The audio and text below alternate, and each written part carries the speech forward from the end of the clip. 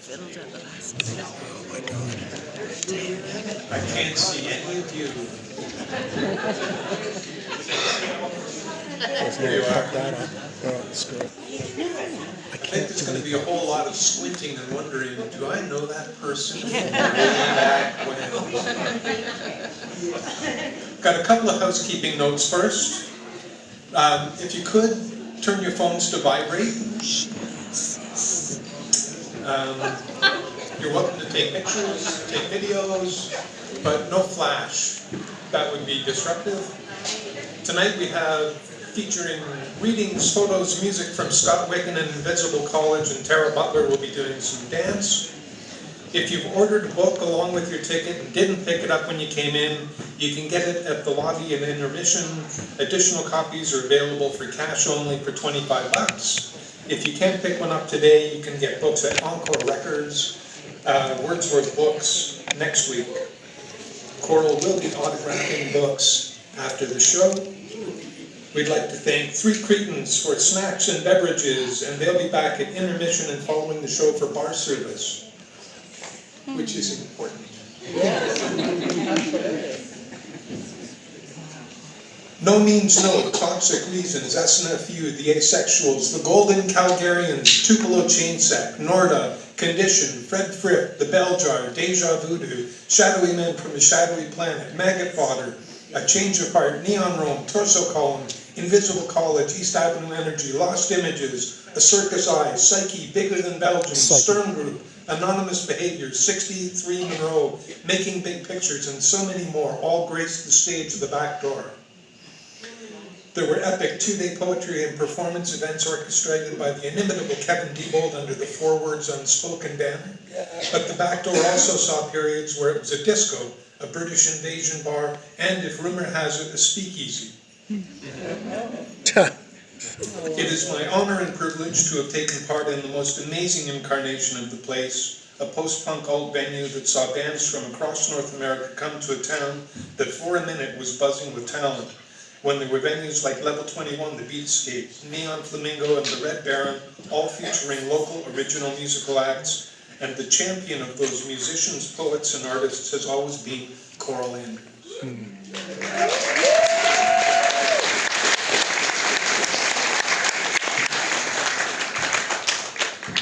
Coral has been a fixture on the scene and an advocate for all of those who take part in the scene. I'm proud to be able to call Coral my friend and occasional partner in crime. As the host of Dangerous Visions events, throughout my personal creative life, Coral has always been there, playing local music, writing about regional artists, and holding a constant place central to the art scene. She is and has long been an MVP, and when I think back through the haze of my own recollections, I can't think of a person better situated to write the story of the back door.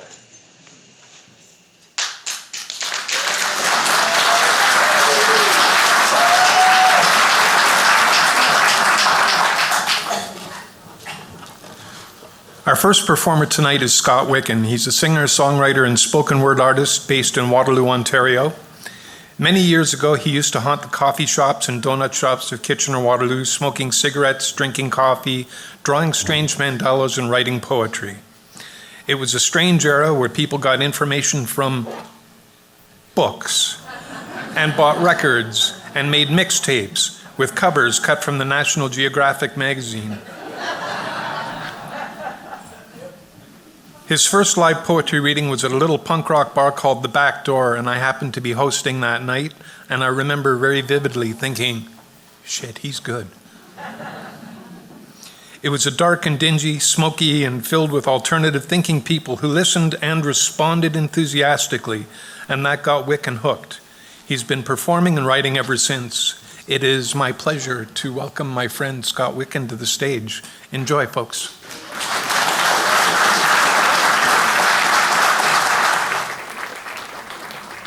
I'm not used to a full house. What?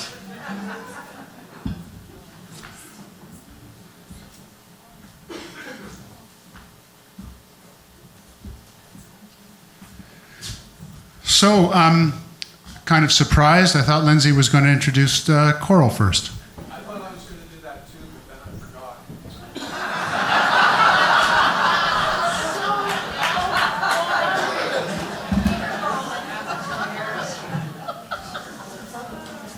So I've written this book.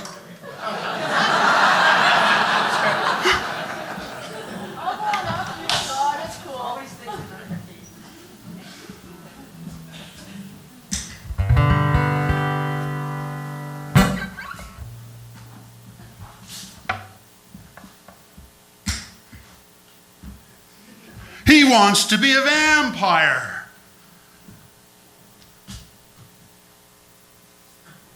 He wants to be a vampire. A lifestyle he thinks would match all the black dye in his hair, the black widow spider tattoo on the side of his scalp, his scary jewelry, prominent cheekbones, and wardrobe of shadows. He wants to be a vampire. Why not? He stays up all night, sleeps all day, hates the beach, wants to live forever. And wouldn't it be cool, he thinks, to chill his victims with his calculating stare, suck their blood straight from their jugulars and chuck their carcasses aside like so much trash? Oh, he wants to be a vampire. He's done his homework.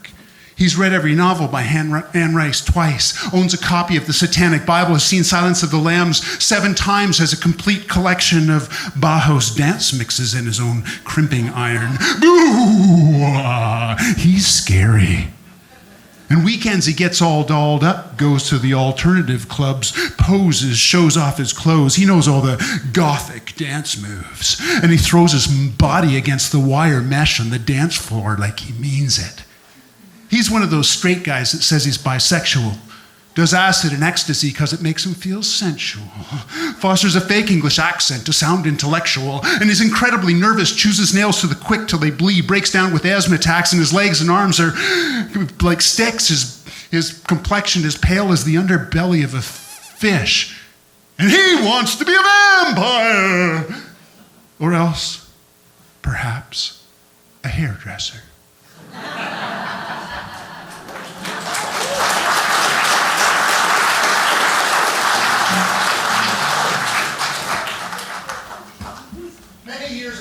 I was fortunate to be asked to perform at an event called the 4 Words Unspoken in a little punk bar that is dear to all of our hearts from that time, those of us that can remember that time, and the back door. And so we're here in celebration of that bar and the book that has come out recently, of course, by Coral Andrews, but it's also been a time where we can familiarize ourselves with the 80s. Because ever since I got sort of pulled into this event, graciously, like thank you, I've been thinking about the 80s.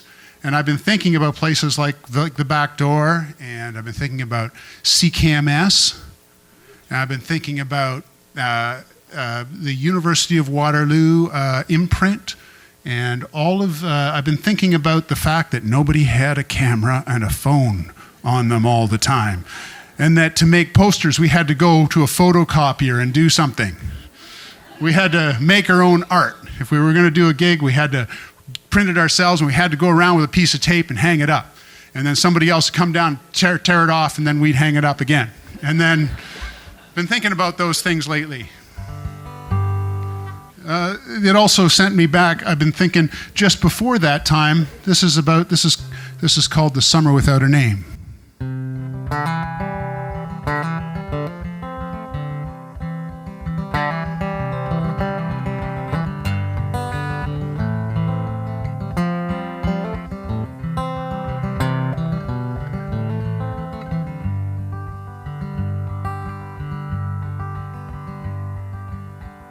Find myself walking past the old swimming pool, and I flash back to about 1982.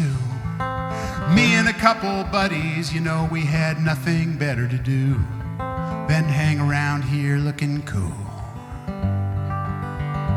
Wasn't the summer of love, or even '69, more like the summer of worn black label.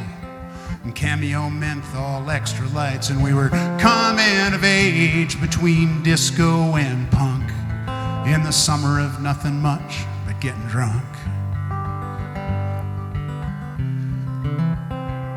You know, that Mexican pot had so many seeds they'd explode in your face. And hash was blonde, red, or black, 3 different grades. And a tab of window pane, we'd be walking home naked in the rain.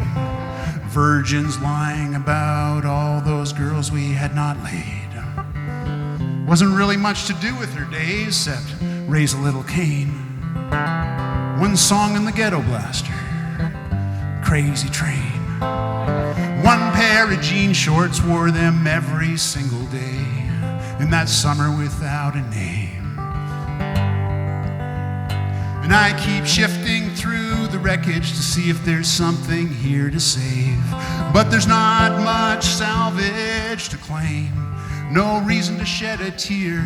It wasn't the best or worst of times. Nothing special about it really, except it was mine. Mine, oh mine.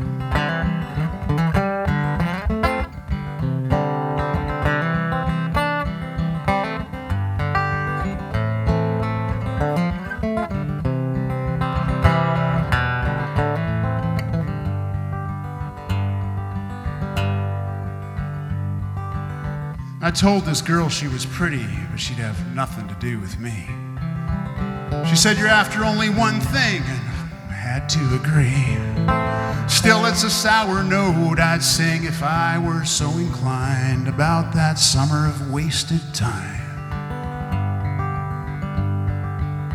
And that was the summer my dad first cheated on my mom, when everything I believed in just came undone. So call it the summer of the calm before the storm, or preface to a war. Guess every time you visit a memory, you just change one little thing, till it becomes less about the truth and more mythology. Still, these are not memories to which I often do return. That summer of hangovers and sunburns. I paint a bleak picture, but it really wasn't that bad.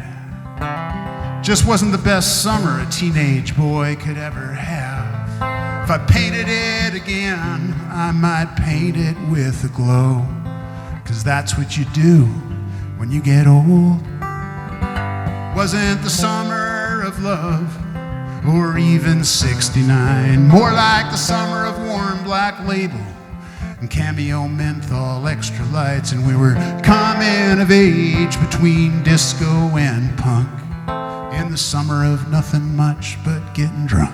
And I keep sifting through the wreckage to see if there's something here to save, but there's not much salvage to claim, and there's no one to praise, and there's no one to blame for that summer that shall remain, the summer without a name. And that's what I write at the top of this page, summer without a name.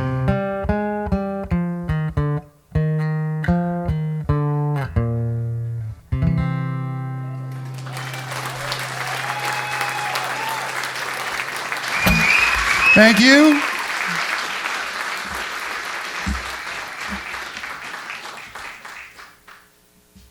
Thank you. That's a newer one. Universal Poem Machine. Poems like a fingernail scratching the dust from a window to peer in. Poems to follow a light. Each footstep at 4 a.m. A poem echoing against buildings and down downtown alleyways. Poems like breath, inhalation, exhalation of stanzas. Poems are clouds racing across the blue. Poems transcendental from airplane windows. Poems pouring from winter chimneys. Cool poems, crooked poems, straight and narrow poems, fashionable and practical poems, uptight poems, and downright slutty poems. From vantage point of penthouse apartment, teeming hive of humanity below, tiny points of consciousness building and breaking and kissing poems on park benches, feeding the pigeons with poems. I am a poem, screams a crazy man on a startled bus. Your poems are your life, says the stick-up artist with a ballpoint pen in his pocket like a pistol. Poems for sale, says garlicky market woman in slippers. Come, little one, I'll read your poems, says Gypsy Goldtooth as she takes your soul in her hands and blows the dust off of it. Poems issue from factory smokestacks. Poems reek like rotten egg sulfur in the air. Doctor, I have poem on my foot, needs removing. Hurry, I'm in great deal of pain. Old MacDonald had a poem, E-I-E-I-O, ring around the rosy, pocket full of poesy. The president reads his poem on the White House lawn on TV, and 10,000 troops are deployed. Nuclear poems are readied. At the Toronto Stock Exchange, poems are traded. They go up, they go down. Poems aren't what they used to be. People jump out of windows with worthless poems these days. All the banks have poem machines. Withdraw or deposit poems for a small fee. Save up your poems for a down payment on a cottage or a condo. People in cars and on foot, even riding bicycles, get in accidents because they're talking on their goddamn cell poems.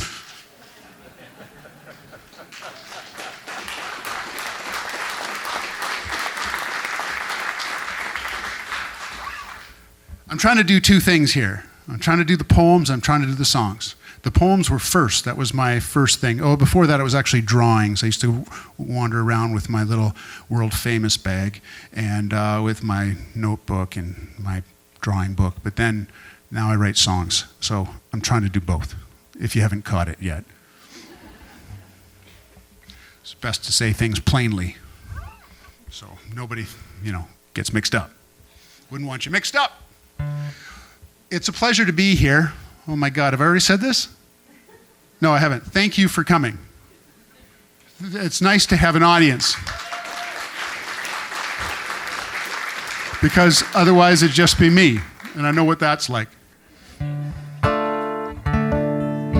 This is a newer one.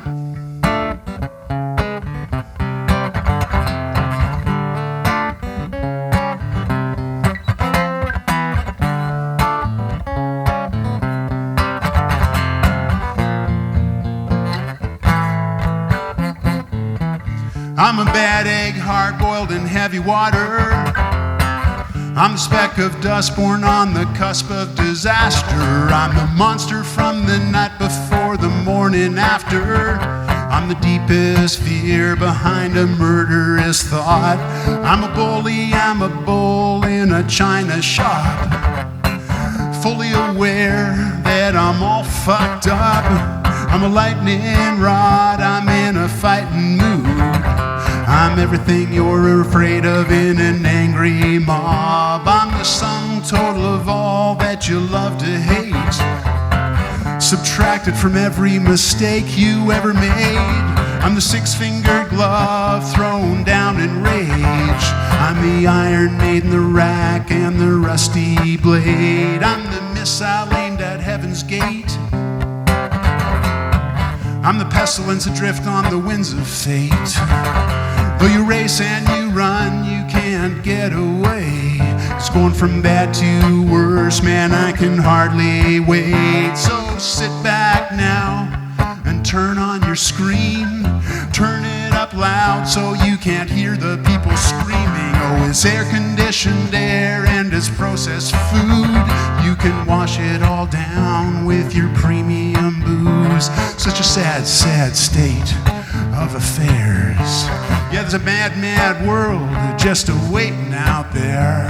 Some bad, bad shit, you say it's going on elsewhere. Well, take a look in the mirror, man, it's happening right there. 'Cause I live inside of you, ding, ding, ding, ding, ding, ding, ding, ding. I live inside of you, zigzag, zigzag. I live inside of you, ding dong, ding dong, ding dong. You might gain some peace of mind if you look my way. Hey, hey, hey, hey. Hey, hey, hey, hey, hey, hey, hey, hey, hey, hey, You might gain some peace of mind if you look my way.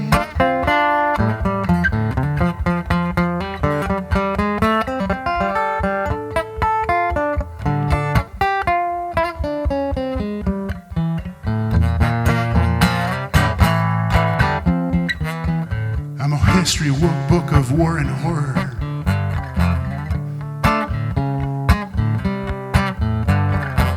I'm the seeds of disease in Adam's apple core. I'm the secret glee of the torturer when he squeezes a scream from the weak and the poor. I'm the note of doubt in a religious mind. And I'm the pack of lies you squeeze between your thighs. And Hindu, Buddhist, Muslim, Christian, and Jew, I'm the madness that escapes when you tighten the screws. And I live inside of you, ding, ding, ding, ding, ding, ding, ding, ding. I live inside of you, zigzag, zigzag, zigzag. I live inside of you, ding dong, ding dong, ding dong. You might gain some peace of mind. You might gain some peace of mind. Oh, you might gain some peace of mind if you look my way. Hey, hey, hey, hey, hey, hey, hey, hey, hey, hey. You might gain some peace of mind if you look my way. Ding, ding, ding, ding, ding, ding, ding, ding. My way, zigzag. My way, ding dong, ding dong, ding dong. You might gain some peace of mind if you looked my way.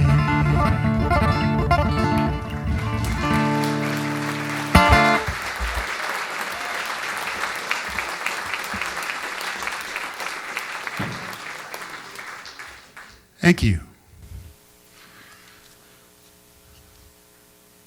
As God looked on. In the beginning, God made coffee, and tasting of it, he knew that it was good. He strolled out onto the front porch in his Hugh Hefner housecoat, lit up a Cuban stogie, and sat down and lazy boy to wait. Wake up! Rang various church bells. Arise! Cried the one-eyed dog. Whatever! Wailed an ambulance.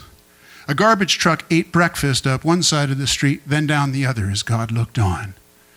Mother Night heaved herself against the ass end of a newborn day and shoved it through the crack of dawn, and glory, glory, it was born, and glory, glory, it was the same old story from sea to scummy sea.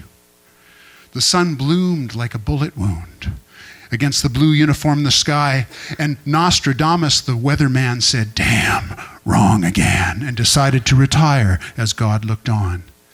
Swallows sang the 1812 overture, and the radio played Wild Horses as seagulls wove Celtic knotwork above a brass band playing Pachelbel's Cannon in a Taco Bell parking lot as God looked on.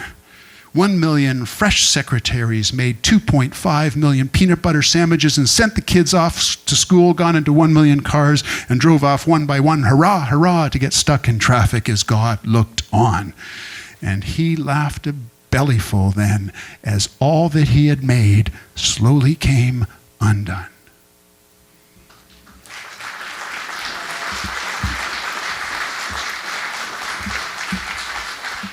One more?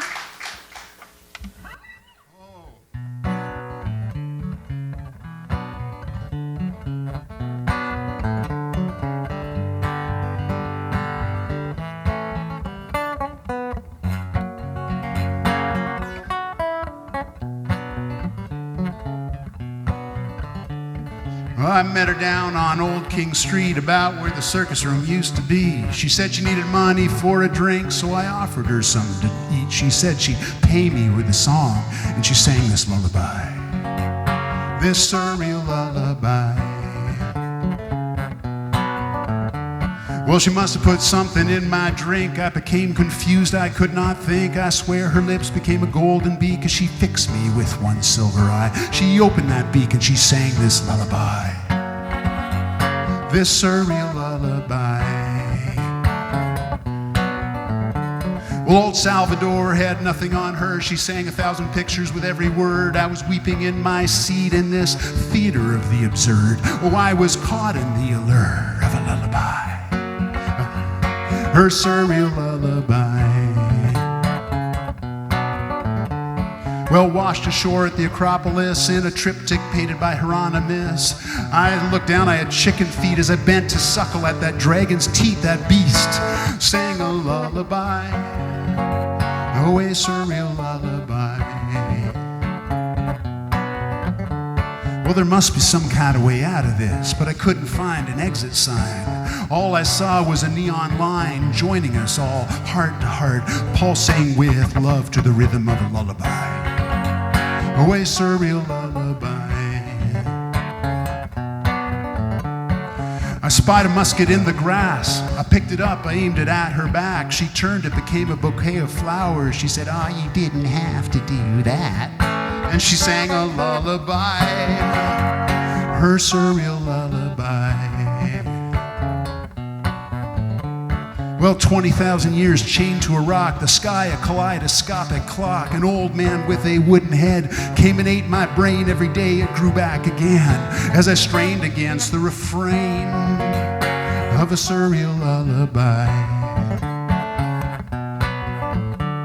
Well, then one day I spied my chance as she performed a dervish dance. I was almost lost in a mystic trance. When I leaned forward to offer her my cheek, she leaned in and I kissed her on the lips, and I stole her lullaby. When she leaned in, I kissed her on the lips, and I stole her lullaby.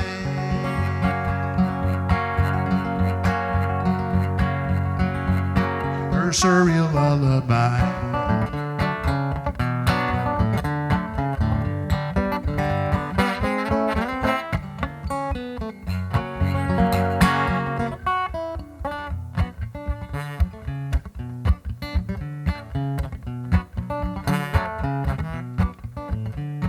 Well, there's a little song in the back of my mind. I hear it best in the dead of night. Just a little scrap of melody to remind me of my time living within a dream, living in a lullaby, oh, a surreal lullaby.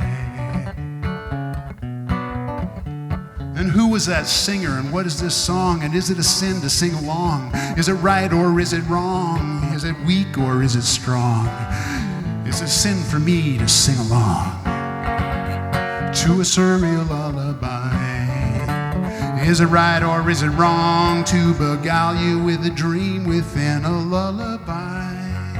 Lullaby.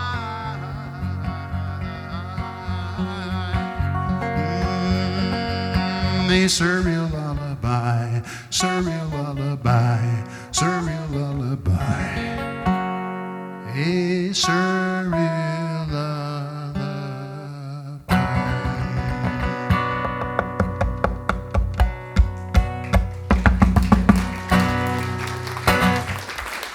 Thank you very much for listening. Maybe we'll have Coral Andrews come up next. You've been wonderful people. Thanks for helping me celebrate the back door and the 80s.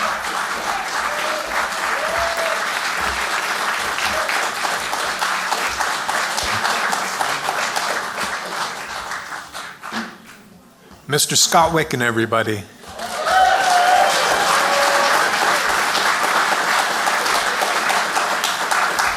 And he picks up after himself.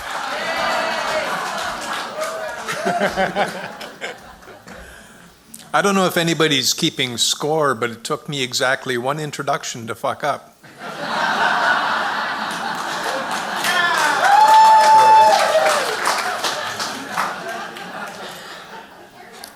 So, we're gathered here this evening to welcome our friend, Miss Coral Andrews, to celebrate the authorship of the book, The Back Door.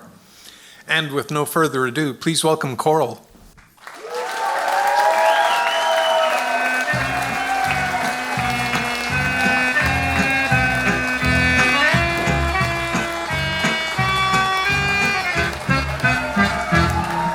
Underneath the gray streets where the gray people walk, There's a small secret nightclub.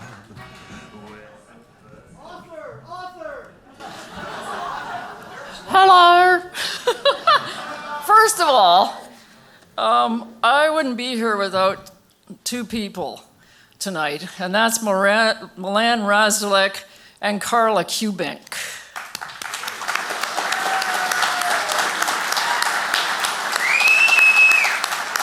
Because without them, none of this would exist. And the other thing is, their daughter, Katrina Kubink, also helped me a lot in the writing of this book. And it was Michael Kubink, who you guys might know as DJ Czech, who gave me the ridiculous idea to write this book in the first place. Because I said, hey, Mike, I'm going to write a book. And it's going to be an interview book. And he looked at me, he went, oh, no, you can't do that. There's only one book you can write about. Write about the fucking back door. So I did. So I thought it might be kind of fun to read a couple of segments on the staff first. The people that worked at the Metro and the back door. So you guys remember Sipco? Yeah. Sipco. George Sipco Raparsky was a friend of Milan's business partner, Oliver. Okay, no noise until I finish at the end, okay? Seriously, I'm not kidding here. George Sipco Raparsky was a friend of Milan's business partner, Oliver. His twin sister gave him the name of Sipco, and it stuck. He worked at Bell Canada and was always traveling across Ontario for work. Sipco's one of the smartest guys I ever knew, said Milan. When Bell wanted someone to go and set up new communications networks, they would always send Sipco because he was the cleverest guy working there. Sipco loved Milan's deep dish pizza during the backdoor disco days, and he was there a lot. He met a woman who lived across the street from the Metro and quit his job at Bell for her. Their relationship didn't last, and when she left town, Sipco moved to one of the rented rooms above the Metro, and Milan immediately hired him as a cook. Sipco had an unusual look. For one thing, he had premature gray hair, which made him look much older than he was, although he was much younger than Milan.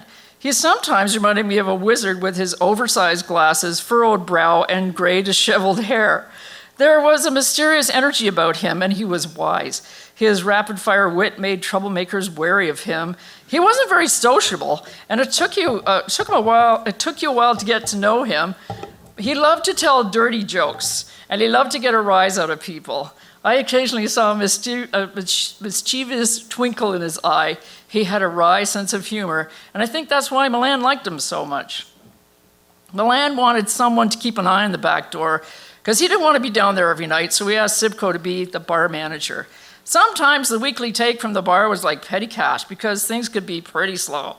On the slower nights, Sipco would be upstairs doing the Kitchener-Waterloo record crossword puzzles or reading a book, while Tracy and I ran the bar. However, everything changed when a guy showed up offering to install arcade games and split the earnings with Milan.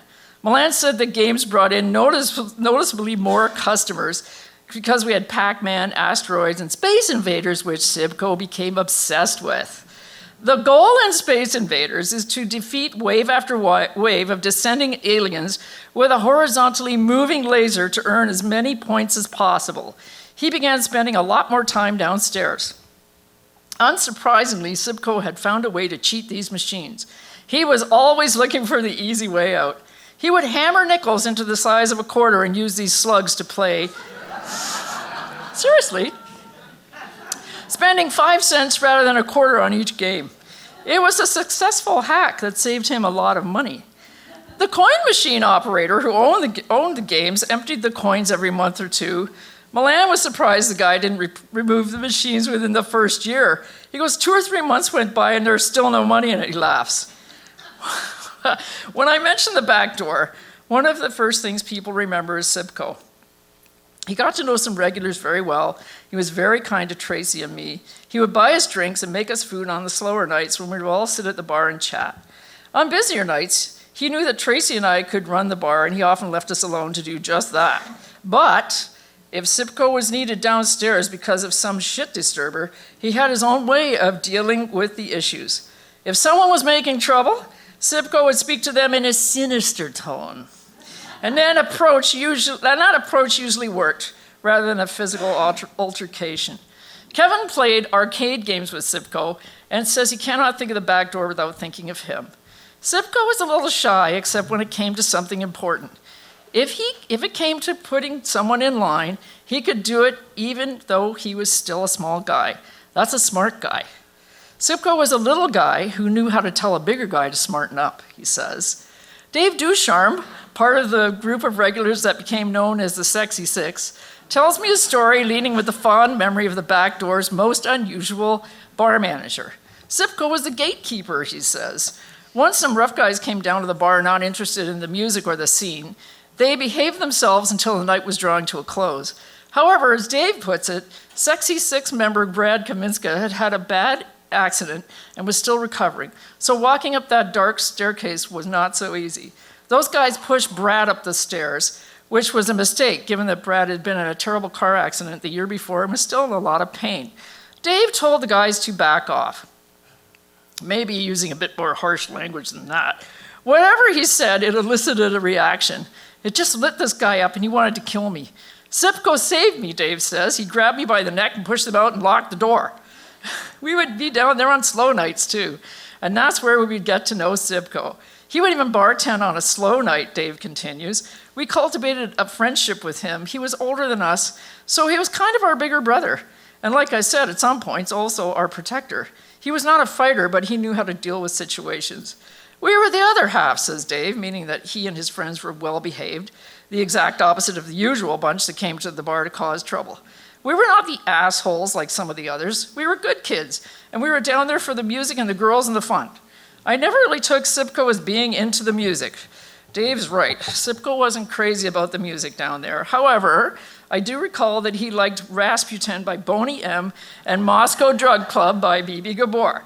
He also loved Greek songstress Nana Mouskouri, and I remember taking him to see her in concert at Center in the Square. Dave tells me Sipko had a connection with his wife Peggy Ducharme's sister through the late back door Metro Tavern zany mainstay John Pinos.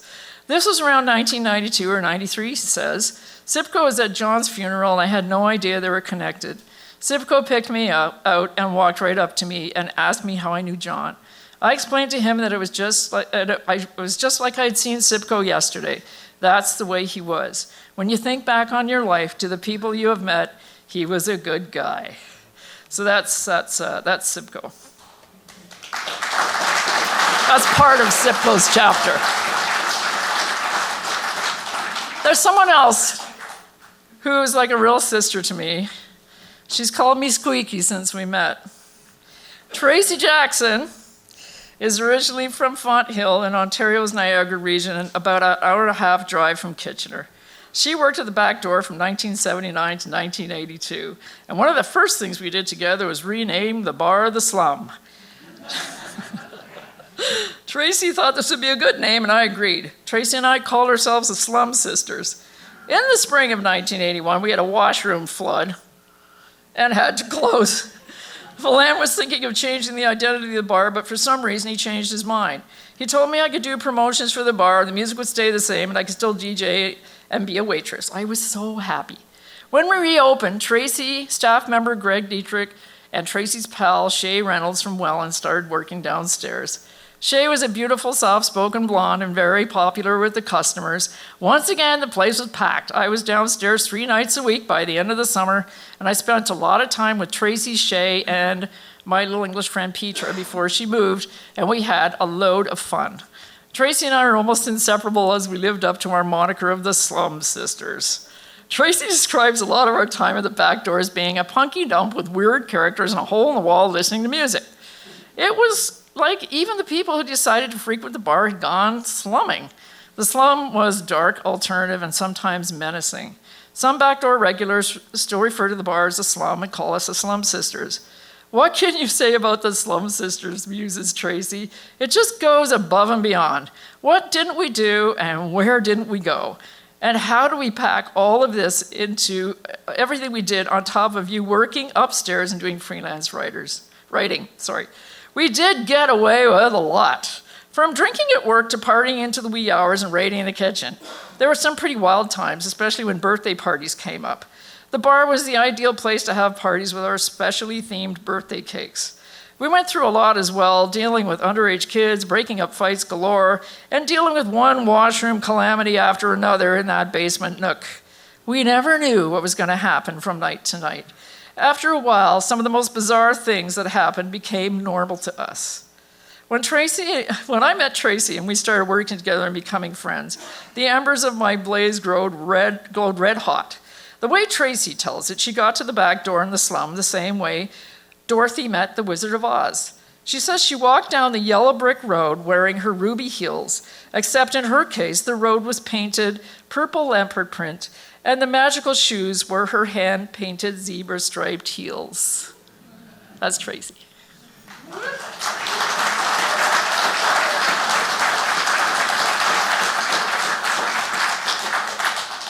And there was another guy that worked upstairs, John Perchlock, and he was our resident artist, and he did some of the craziest things for us. So here's a little bit about John, and this is under the chapter, The Staff. I met John Perchlock in the late 70s when I was waitressing at Smitty's Pancake House in Waterloo, and we became good friends. He used to enjoy having a muffin and a coffee. He would sit at his table drawing sketches and concepts on napkins. I liked chatting with people, and when I was waitressing, especially if they were regulars. He was a very talented artist, and we just seemed to hit it off because of a mutual interest in music and the arts. Smitty's was a means to an end. Working there nights was such a hassle.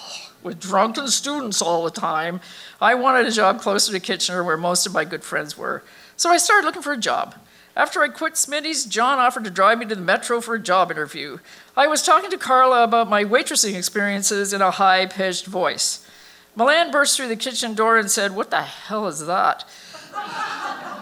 John said, that was me squeaking. This moment is why they called me Squeaky, even outside the DJ booth. Despite my squeaking resume, I got the job, and in no time at all, John and I became good friends with Carla and Milan. John eventually ended up helping out on the floor upstairs and downstairs. John also helped Milan reinvent the Metro, redesigning the decor room by room, including the downstairs, especially his transformation to the cavern after the first incarnation of the back door. I remember the first day we all went downstairs, and that was before the carpets got ripped up because the carpets were terrible. You had to deal with Sipco because, well, Sipco was Sipco, says John, referring to the fact that Sipco was not motivated most of the time. Sipco did not have much interest in the bar's Beatle-themed to-be renovations. Really, Sipco was uninterested in the bar itself, including the constantly trashed men's washrooms. To Sipco, it was a major pain in the ass. John felt the same way about that washroom. The very first memory I have of the downstairs was that incredibly crazed men's washroom, John exclaims. It was plugged every 2 weeks. What a mess. Now, I can think of it as a cute anecdote, but back then, it wasn't such a cute anecdote. It was messy. We got to work fixing the washrooms and the rest of the downstairs in preparation for the next facelift. The cavern was an expensive renovation because they had to take out the brass railings that ran along the side of the dance floor to make it look more like the original cavern in Liverpool, which didn't have brass railings at all. John was put in charge of the cavern's cosmetic image. It turned out that the mirrors around the bar would be a major factor in this facelift. Milan decided he wanted cartoons of the Beatles painted on the mirrored panels around the entire bar for a fun atmosphere. John painted the Beatle art that Milan wanted on the mirrors, and that went up fairly quickly because it was easy for him to draw. Milan liked the Beatles cartoons on TV, which meant John didn't have to render exact portraits of the band. He says it was cartoony. The colors on the mirrors were flat. That makes sense because I recall the mirrors being more of a matte finish rather than a glossy one. Finally, in the early fall of 1981, the bar opened as the Cavern. Tracy was there for a little while, but she left to work downstairs at the Kent Hotel. Shay worked downstairs for a while. Kevin, Brian, John, and I DJ'd on different nights.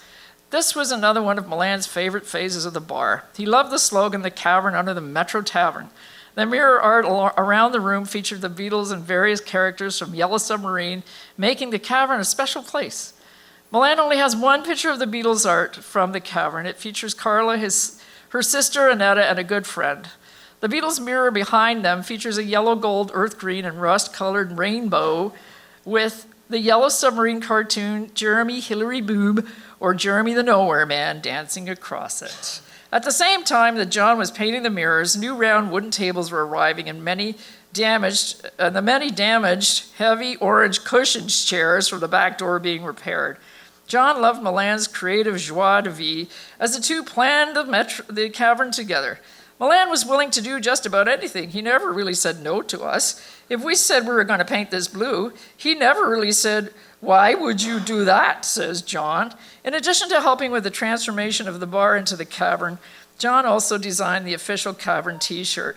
It said the cavern under the Metro Tavern in Signature's Beatles font with the letter E, like the elongated T in Beatles. Underneath the bar address was a cartoon of the four Beatles with Ringo's famed Beatles drum kit under a brick arch. It was very clever. I cut off the high neck and the sleeves on my shirt to suit my t-shirt style, and I still wear it. Milan has had cavern caps too.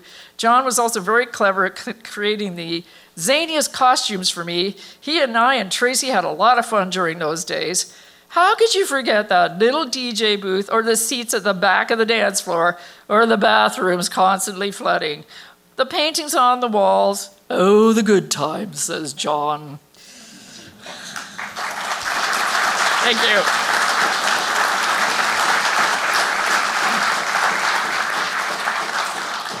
Mr. Stewart. Thank you. Paul Andrews.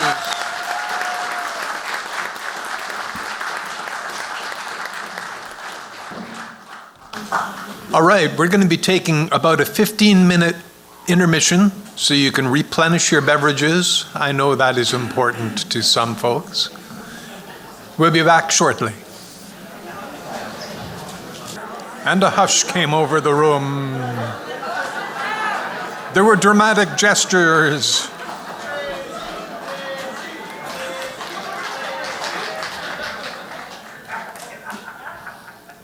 I'd like to introduce to you Tara Butler. Tara is the artistic director of Dust and Soul Dance Projects, committed to offering yearly professional and original contemporary dance performances for the Waterloo region, as well as outreach through creative movement workshops for the community. The company's first performance, Dance Takes Berlin, was a huge success and played to 2 sold-out performances here at the Registry Theatre. The next performance, titled Precarious, is scheduled for June 16th and 17th, also here at the Registry. Tara began her career with the National Ballet of Canada and then danced for the Alberta Ballet for 2 years. She then joined Canada's Ballet Yorgan, where she was a celebrated principal dancer for 16 years. She has guest performed and taught internationally and is thrilled to continue sharing her artistry and passion for the art of dance.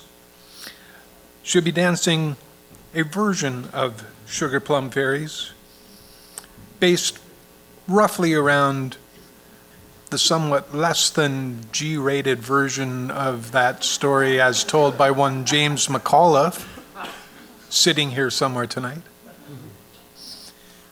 Please welcome Tara Butler.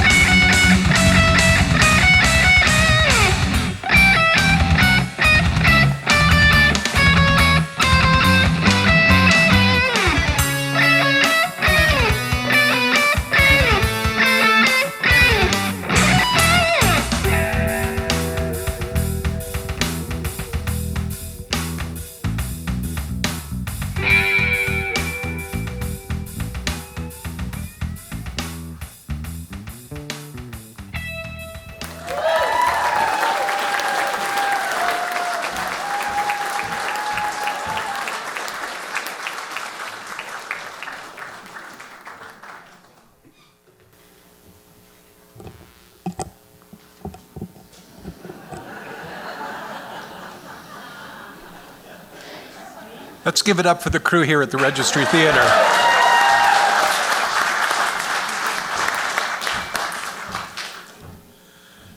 How would you like to hear some more from Coral Andrews? Could we get that a bit louder? Coral Andrews.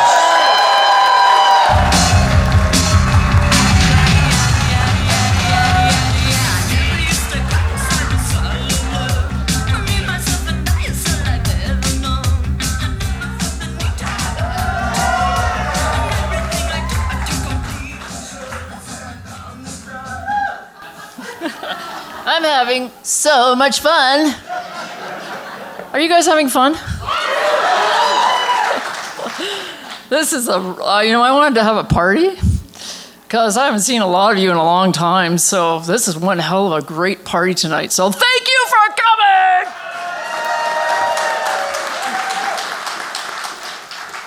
All right, now it's time for all of you to get nervous in your seats because who's she going to read about next? Well, actually, these guys they encouraged me to do this, to be Lena. And I'm talking about the Sexy Six. So give it up for the Sexy Six.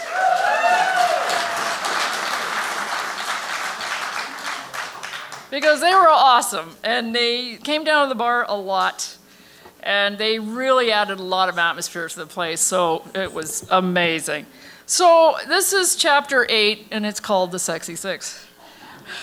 Ron and Tracy nailed it when they compared the bar to Studio 54 in New York. One of the most colorful regulars was Rodney Raygun. As Ron mentioned, we're talking Ron Wensloff here, Electric Tex, yes. Rodney would often create his wardrobe including wild, vibrant headpieces. Everyone loved Rodney's look, and his robotic dance moves were unparalleled. Many watched Rodney and then would eventually join him on the dance floor. Rick Klaver knew Rodney Wave because they had lived in the same building in downtown Kitchener. The Brody Draymond Furs building located across the street from Record World where Rick worked. Rick tells me the story that Rodney built models for architects and studied architecture. He was very accomplished, he says. He would make these amazing models of buildings, and that was how he made his living. He lived with his boyfriend next door at the time, and we were the only people living in that whole fucking building. I wish I'd gotten to know him better, but we had always had the best rooftop parties. Rodney came down to the bar a fair bit and hung out with another group that liked to party. They were called the Sexy Six. And the name was given to them by local writer-comedian Irene Reddick, and it took me forever to figure out her last name. Months. Irene saw them at the bar. This pack included Dave Ducharme and Tim Heidemann with their other pals, Dan Halabowitz and Brad Kaminska from Kitchener, who unfortunately was in a car crash during the backdoor years, along with Randy Jeremy and his pal Thomas Jacobs from Waterloo. The group loved to come to the bar dressed up to the punk and new wave nines no matter what night it was. Dave remembers his time at the back door being all about the music at first and then increasingly style. We were going through an evolution, says Dave, almost offensively but laughing too. I was thinking of you because I remember at one point I was into Duran Duran's first album, not so much anything after it, but I loved their first album. I used to wear this white headband and you had said, Dave, you look like an accident victim. At the beginning, we would wear a black leather jacket with the collar up. That was stage 1. And then stage 2 was the new romanticism like Duran Duran, and with Hal and I. Then Tim became full adamant, and I went rockabilly, he recalls. The Sexy Six were almost like a band, aesthetically. It was difficult to define them based on fashion. They constantly changed their look to suit whatever music phase they liked. They switched from the leather-clad coat of the Sex Pistols and the Clash to the more sophisticated look of new romantic bands like ABC, Depeche Mode, and Duran Duran. They even moved a little into the rockabilly image of the Stray Cats. Dressing up as your favorite artist just added to the fun. The Sexy Six inspired me to dress up and do those theme nights on Monday. Like when I was Toya with pink hair and a turquoise dress made out of a garbage bag. I felt at home dressed up and DJing because the Sexy Six gave me the inspiration to do it. David Ducharme was one of the first backdoor regulars in 1979. The music he heard changed his life. In the late 70s, Dave said he was listening to the usual mass media mainstream music like Bob Seger. He tuned into Buffalo's Rock 102, but the signal didn't come in very well, given the distance between Kitchener and Buffalo. 1977, Brampton station CFNY 102.1 became the stronger frequency. Through listening to CFNY, Dave started questioning about what he was hearing. That's when I first got an ear for it. So I was buying the odd record like The Police and the more tame or commercial stuff, he recalls. Around the same time, his friends, Dan Halibowitz, Thomas Keating, and childhood pal Tim Heidemann told him about the back door. They all went to Act 1, but needed to relocate when Act 1 got shut down serving alcohol to underage drinkers. Yeah. Dave's friends were insistent that he join him at the back door.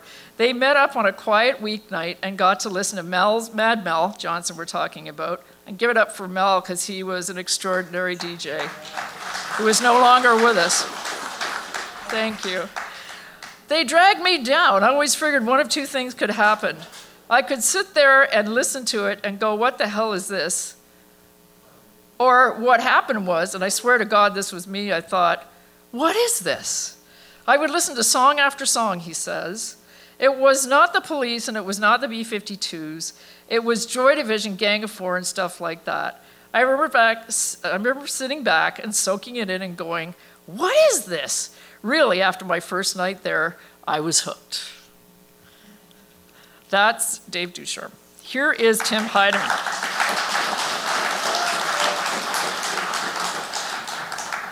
Now, Tim has a lot of stories. A lot of stories. Hi, Tim. That's why I dressed as Lena. I dressed as Lena for you. I don't know who gave it the name the slum, but it was beautiful, says Sexy Six member Tim Heidemann, referring to the name Tracy had given the bar long ago. Tim has many stories of his antics at the slum, from dancing on one leg, to his favorite Buzzcocks song, to playing continuous pranks on his friends or emulating his favorite artist's looks, or ranging from punk to new romantic.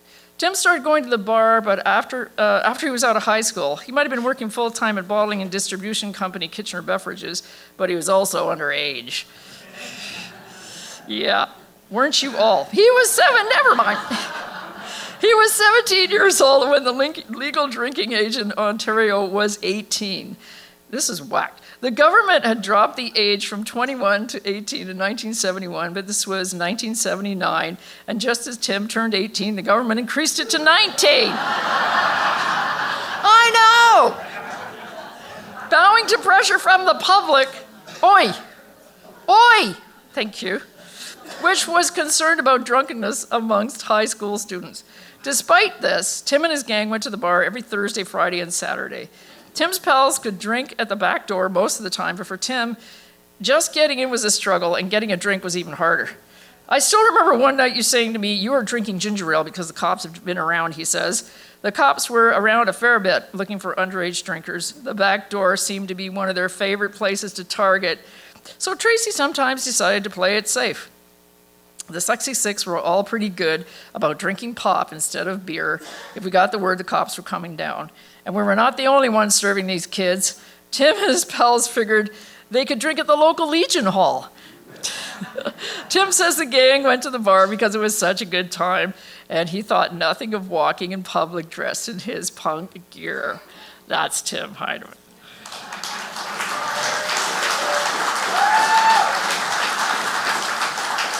You have to read the rest of the book to find out what's going on with him, because there's a lot. But the girls came down. Let's give it up for the slum girls and the girls that came down to the back door, because they were kick-ass. Yes. And one of them, I think she's here tonight, is Tracy. Tracy Skip. I gotta find the page. 1979 was an exciting year for the bar. The first year for the backdoor slum.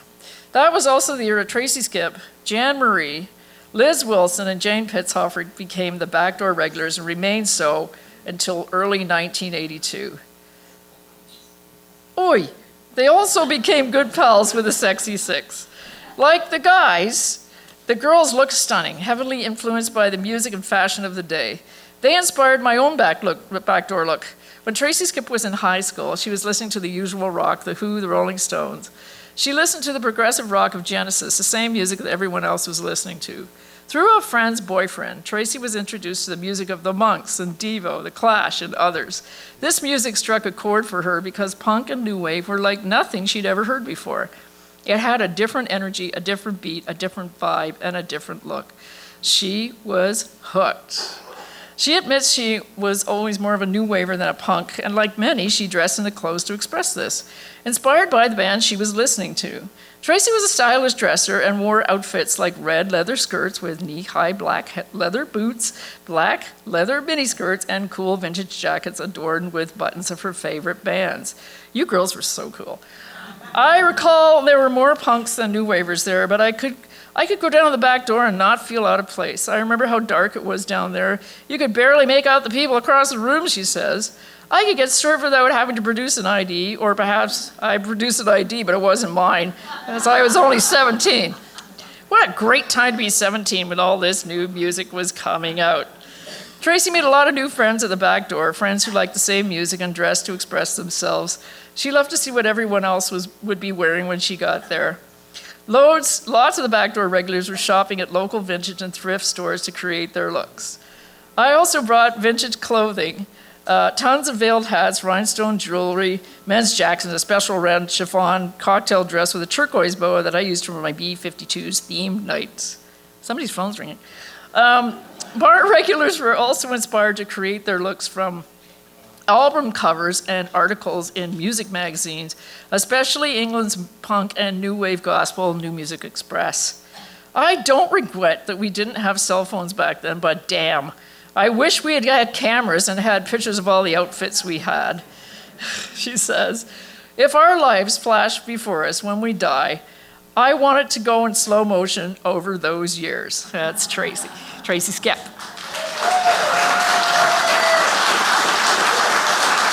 Ever heard Tracy? Hi. Okay, I have another chapter in here called Magic and Mayhem, because there was an equal amount of both at the back door. And mayhem was, well, you'll read about it. There's a lot of it. There's a lot of mayhem. And people in this room probably witnessed some of it. But there was also some magic, too. And one of the people that played down at the back door was Jane Siberry. And this was during the Club FM phase, when Fraser Yates had it. And we brought in Jane Siberry and Ian Tamlin. They had the first Yuck Yucks. We had jazz down there, all kinds of stuff. So one of the most iconic shows to play Club FM was Jane Siberry. People still talk about it. Jane's video for Meet Me on the Beach was in prime time rotation on Much Music. And her songs were all over campus radio and alternative stations, especially Brampton, Juggernaut, CFMY. Jane Siberry playing Club FM was huge news, and the bar was standing room only. We let Jane bring her dog Wolf to the bar, and she really liked that, recalls Fraser. Jane looked stunning. She was clad all in white with silver ear and neck pieces. She performed songs from her album No Borders here and entertained the audience with a series of anecdotes and insights. She dedicated hit song Meet Me on the Beach to filmmaker Francis Ford Coppola. She also sang Borders' song The Waitress, a song that I could really relate to at the time, with the lyrics, I'd probably be famous now if I wasn't such a good waitress, waitress, waitress. I spent most of my life waitressing while working on my writing career, and sometimes serving so many people at the same time can be very stressful. So I really related to the lyrics like, sometimes I have nightmares and the ashtrays are filling up and I can't find my section. For years, I would have recurring nightmares that I was moving in slow motion, that I could not get to my section to serve my customers. I wrote that song because there are so many people I know that are waiters and waitresses waiting to be discovered, or they work at a job that they don't want to do to achieve their real goals in life, Jane said to a packed club as they cheered back. Jane and her entire band, including El Cross of Big Sugar on drums, producer-teacher John Switzer, who played with Andrew Cash and Grievous Angels on guitar, played that little tiny stage. It was astounding because the sound was so good. That night at the merchandise table, I bought the gray and candy pink waitress t-shirt, and Jane gave me the matching button with the waitress lyrics on it for free. For you, she smiled. Jane had once been a waitress in Guelph and could relate to my life. It was a magical night. Jane Zibri.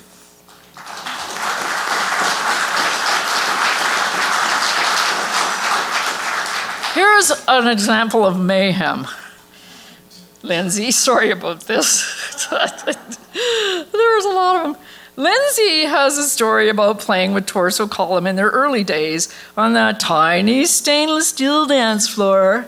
He liked to wear Converse running shoes, but had worn them so much that there was a hole in the bottom of his shoe. Being a little punk rocker, of course, I had holes in my shoes, he says. The band had laid out all of their stuff. There was a microphone in the center of the tiny stage. The band finished their set and announced they were taking a break and going to get a drink. During the break, someone spilled beer on the floor where Lindsay's mic was. The band started to play, Lindsay started singing and put his foot down. Oh God, I could feel the wet in my shoe and I'm holding onto my guitar, which is attached to electricity, he says. When I was a little kid, I broke one of my front teeth and they put a little metal pin in it. I went up to the microphone to sing and there was this arc of electricity between the mic and my teeth. And it went zzz. And I ended up sitting in the drum set on the wrong side, he laughs. That's it.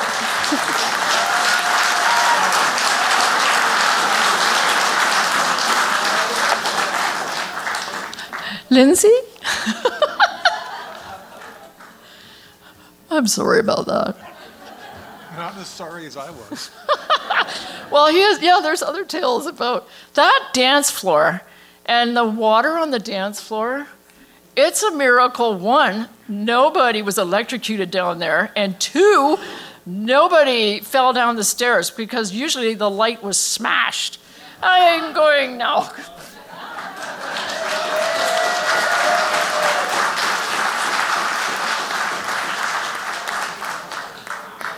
I would now like to perform my Zipco imitation.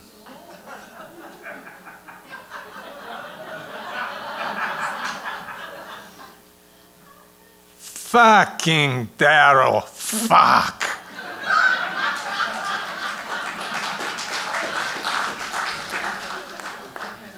Okay, so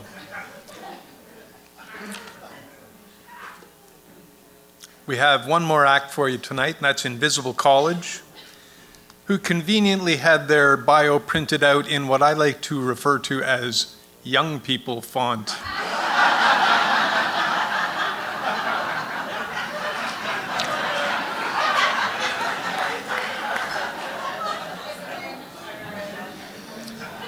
Invisible College are Hanley and Eric Claver, and as far as they can remember, they've been together since 1983, which would be 40 years.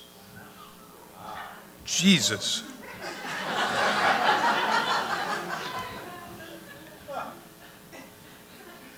So this year represents a significant anniversary of sorts. Having set out to initially produce electronic music of the type that they enjoyed listening to, like Gary Newman, Ultravox, John Fox, and of course Kraftwerk, they took orchestral maneuvers in the dark as a sort of template for working as an electronic duo, complete with a reel-to-reel as a third member of the band. Their endeavors contributed to the Kitchener-Waterloo music scene, having played at Taps, Fed Hall, the fabled Mediterranean Cafe. Tangentially, the band is related to other KW bands of the time like Clock International and Psyche. They ended the 80s as finalists in the CFNY Great Canadian Music Search in 1989 and have the dubious achievement of having almost been signed to Enigma Records.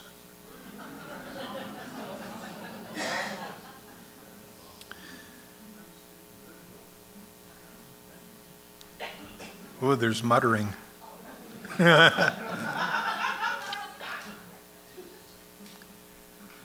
In 2003, they released the EP Lift on handheld Halo Records in the UK and have performed live at the Big Bop Reverb Club in 2009, and that performance was captured and released as the album Noun Verb Agreement.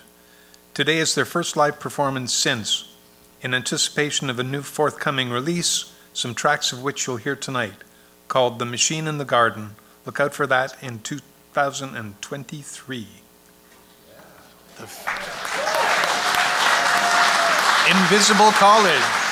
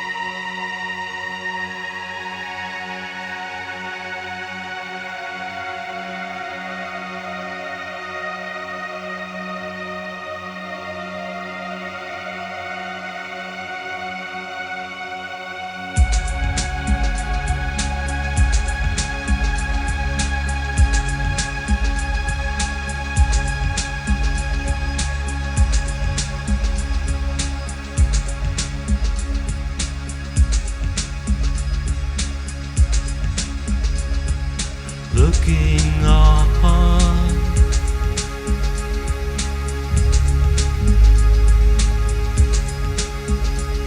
as down becomes insignificant.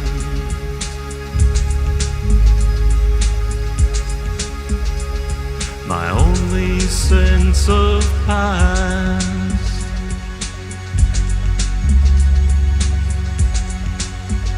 is the one reflected back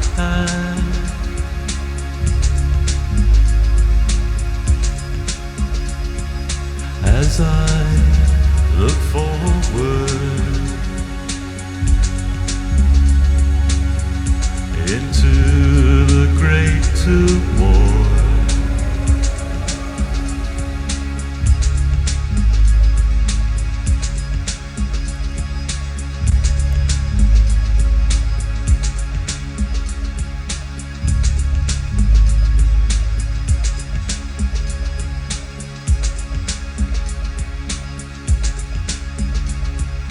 Now I look down as all around me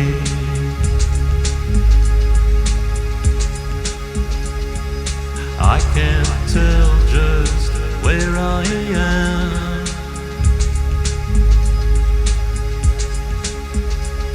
As through these thoughts I sin,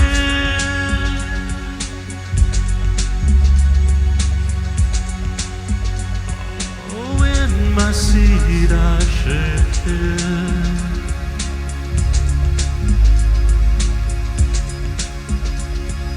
I lean forward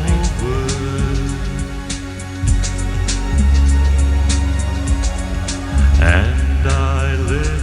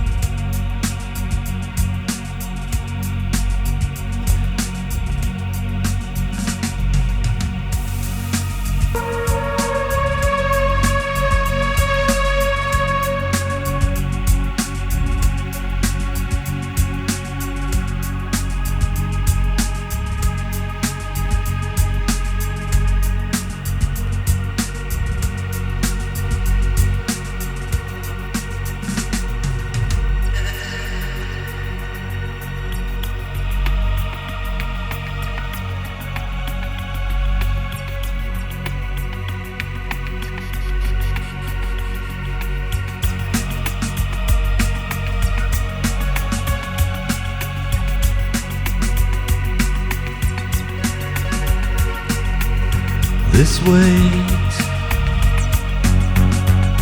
the sluggishness of fear, this boat that I can't steer, its anxiousness of ground, the weight,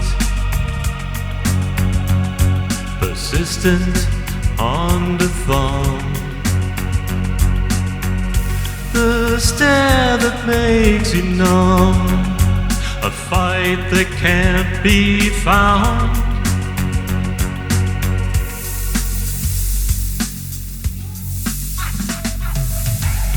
The bait, so smooth I do not pause, this one without a cause, the hook that leaves me bound, this state of energy unrest, it's fuel for the best, for me it has no sound.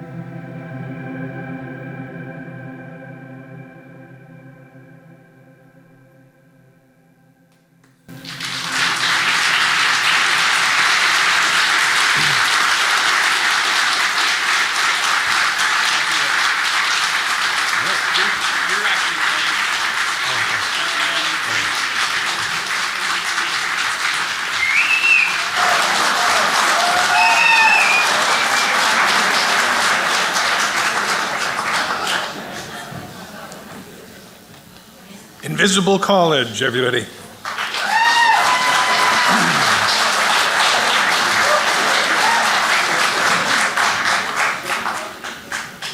kiddo. We got some thank yous. Yes, we do. We got some thank yous to do. You want to go? You go, and I'll. I'll go first. All right. Then I'll remember to introduce you. Okay, I'll remember to introduce you too. Okay. Okay. Okay, first off, thank all of you for coming out tonight and supporting this great book. Let's go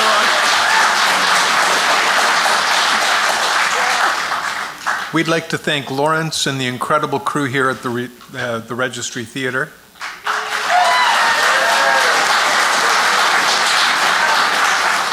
Support from the Region of Waterloo Arts Fund, CKWR. We'd like to thank 3 Cretans who provided the delicious food and are running the bar service, which will stay open.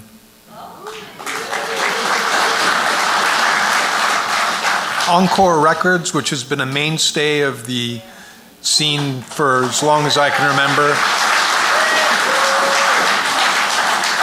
Wordsworth Books up in Waterloo, where fine literature is sold. CTV, CBC, and The Record for helping to promote the event. Joyce, Domingo, Carl, and Chris at Pandora. Yeah. Sarah, the editor. And Patrick Way for his photos. That's pretty good. I just want to thank this amazing show tonight. So Scott Wicken, Tara Butler, Invisible College, Eric and Bob, wow. Lindsay Stewart. And the editor, there's 2 editors. I had editorial assistance from Siobhan McCullum. Thank you, Siobhan. And Sarah B. Hood is my editor. But there's one person I couldn't have done this show without, and that's Allison Brown. Get out here, Allison.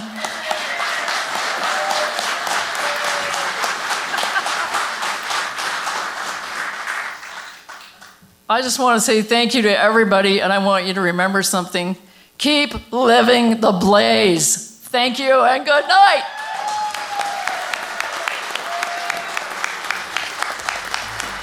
Coral Andrews, everybody. She's going to be signing books in the lobby in like 2 minutes.